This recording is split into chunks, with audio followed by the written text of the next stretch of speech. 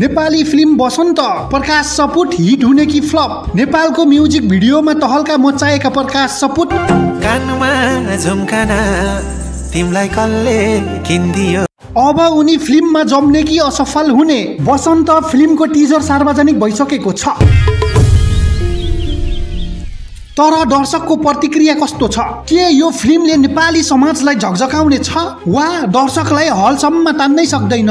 यो भिडियोमा हामी गहिरिएर विश्लेषण गर्ने छौं। बसन्त हिट हुन्छ कि फ्लप? आउनुहोस्।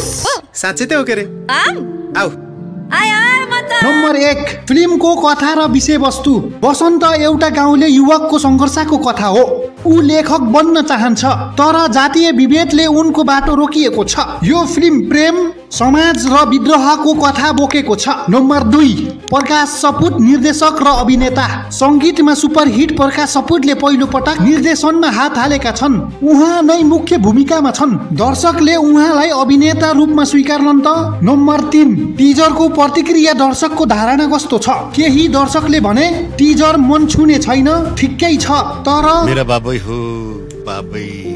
अर्को पक्ष भन्छन् फिल्मको कथा दमदार छ, राम्रो हुने निश्चित छ। नम्बर 4, बसन्त हिट हुन्छ कि फ्लप? हिट हुन 3 कारण: दमदार सामाजिक कथा, प्रकाश सपुटको लोकप्रियता र सशक्त संगीत। फ्लप हुन 3 कारण: कमजोर निर्देशन, नयाँ अभिनेताको जोखिम र दर्शक हलसम्म तान्ने प्रचारको अभाव।